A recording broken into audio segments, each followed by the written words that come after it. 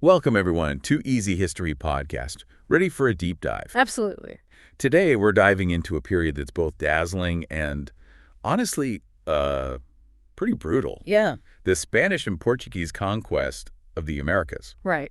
You probably know the basics from school, but get ready for some surprises along the way. Yeah, it's a period where ambition collides with unimaginable cultural clashes. Technology plays a decisive role, and the ripple effects are still felt today. Okay, let's set the stage. Okay. We've all heard about conquistadors searching for gold. Right. But what specifically about the Americas sparked this insatiable drive in European powers? It's more than just gold. Right. It's the allure of unimaginable wealth. A shortcut to the top of the European power pyramid. Remember Spain and Portugal? They were playing patch-up in the global trade game, right? The spice routes to the east were dominated by others. Okay. So when whispers of empires glittering with gold and silver started coming from the west, Yeah. well, you can imagine the frenzy. So it wasn't just individual greed. It was nations trying to leapfrog their rivals. Exactly. And this national ambition is what empowered figures like Hernán Cortés and Francisco Pizarro. Right. These weren't just explorers, they were conquerors. With royal backing, promises of titles, and the chance to carve out personal empires. But Cortés taking on the Aztecs. Right. Pizarro facing the Incas. Yeah. These were vast, sophisticated empires. They were.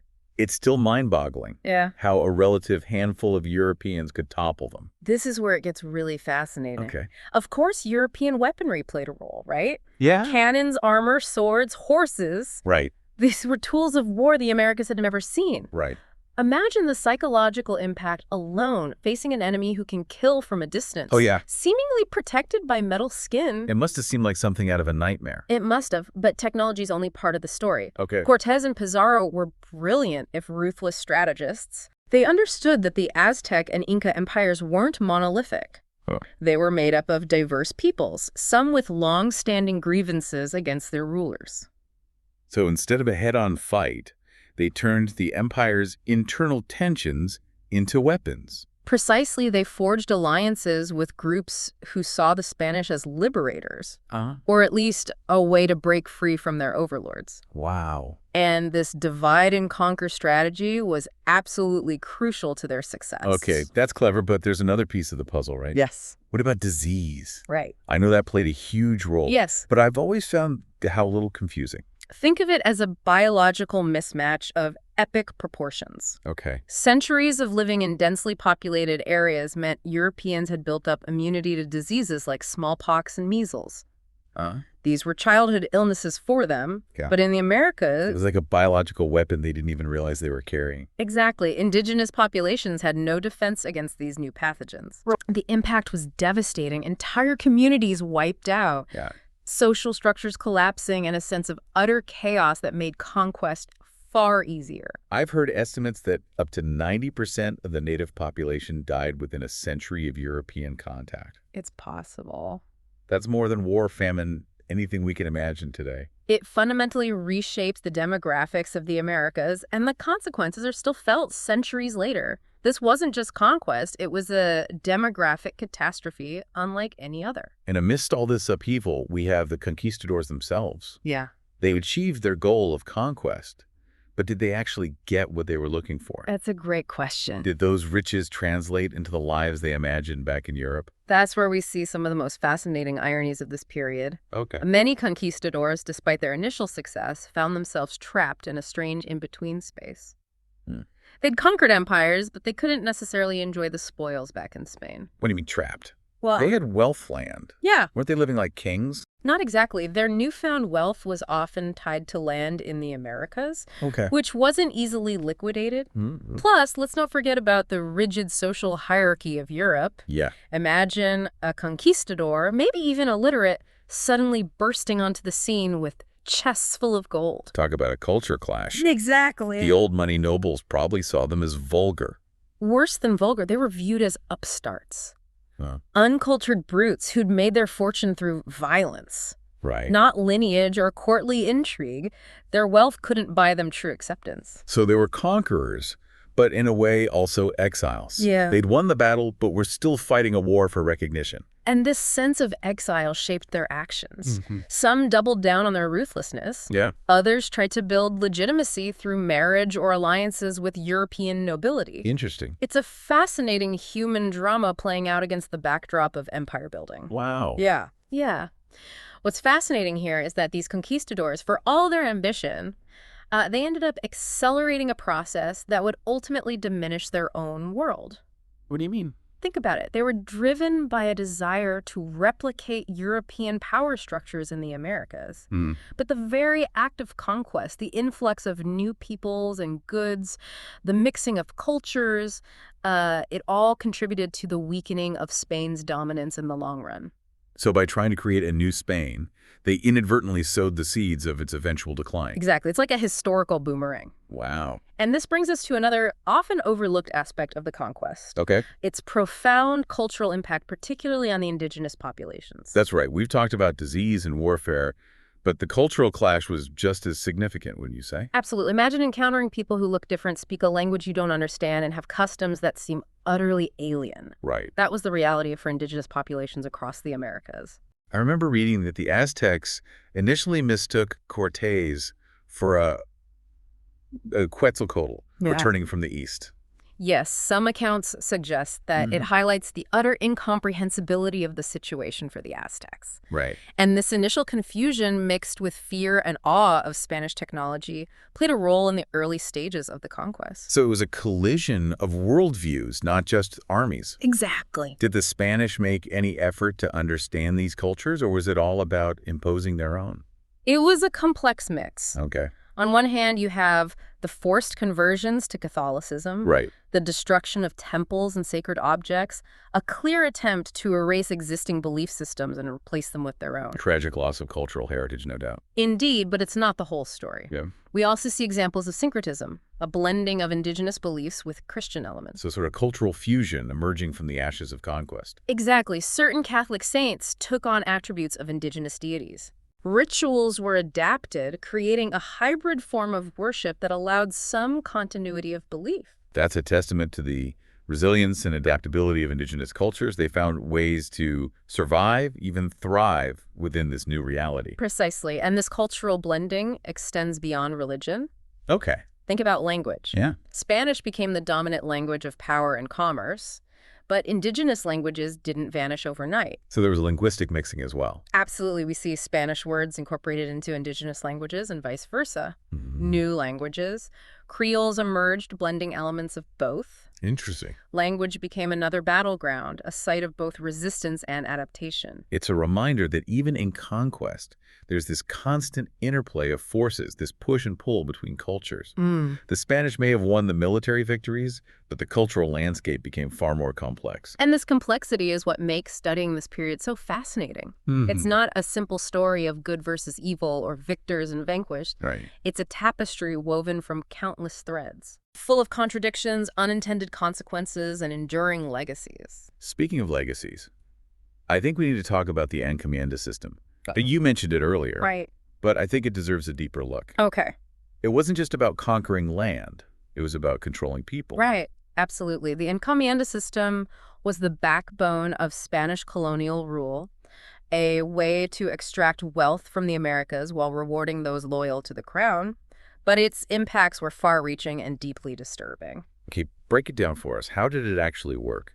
In theory, it was meant to be a reciprocal arrangement. Okay. A conquistador or encomendero was granted a piece of land and the indigenous people living on it in exchange for protection and instruction in Christianity. Right. These indigenous people were required to provide tribute, usually in the form of labor. But in practice, it sounds like a system ripe for exploitation. The power imbalance was vast and oversight from Spain was minimal. Indigenous populations were forced into grueling labor on farms and mines under conditions that were often brutal and inhumane. So it wasn't just about conquering land. It was about creating a system of forced labor that fueled the Spanish Empire's wealth. Precisely, the encomienda system was a key driver of the transatlantic slave trade as indigenous populations dwindled due to disease and overwork it. It laid the foundation for centuries of racial and economic inequality in the Americas. And all of this was happening amidst these incredible cultural clashes, the loss of languages and traditions, the forced conversions. It's hard to wrap your head around the scale of the upheaval. It was a period of profound transformation for better and for worse, and its legacy continues to shape our world today. It makes you wonder, knowing all of this, how do we even begin to reconcile the beauty and diversity of the Americas with the dark history of its conquest? That's the challenge, isn't it? Yeah. To acknowledge the brutality, to honor the victims, but also to recognize the resilience, the cultural fusion, the complex tapestry that emerged from this clash of civilizations. It's a history that demands both our attention and our critical reflection. And it reminds us that the past is never truly past. It lives on in the present, shaping our identities, our societies, and the very ground we walk on. It's easy to get caught up in the grand narratives of conquest and empire. But what about the individuals who were caught in the middle of all this? Yeah. What were their lives actually like? That's a crucial question. Yeah. And it's one that often gets overlooked in traditional history books. Right. The conquest wasn't just about abstract forces clashing. It was about real people navigating an incredibly complex and volatile world. Let's talk about the indigenous people first. Okay. Their world was turned upside down. Right. How did they cope with this sudden dramatic upheaval? Well, imagine having your entire belief system, your way of life, challenged and often violently suppressed. Right. The trauma of that experience is hard to fathom. We talked about the physical toll of disease and warfare, but the psychological impact must have been immense. Absolutely. There's a sense of grief disorientation, a loss of identity that runs through many indigenous accounts of this period. But amidst this trauma, we also see incredible resilience. What do you mean? Well, despite the efforts to eradicate their cultures, indigenous people found ways to preserve their traditions, their languages, their stories. They adapted, blended, resisted in ways both subtle and overt. So it wasn't just passive acceptance. Not at all. We see countless examples of uprisings, rebellions, communities fleeing to remote areas to maintain their autonomy. And even within the imposed structures of Spanish rule, indigenous people found ways to assert their agency. Can you give us an example? Think about the legal system. Okay. Spanish law was imposed, but indigenous people often used it to their advantage, filing lawsuits, challenging abuses of power. They learned to navigate this new system, even using it to push back against their oppressors. So even in the face of overwhelming power, they found ways to resist and maintain a sense of identity. Exactly. And this resistance wasn't just about armed conflict. It was also about preserving knowledge, passing down traditions, keeping cultural memory alive.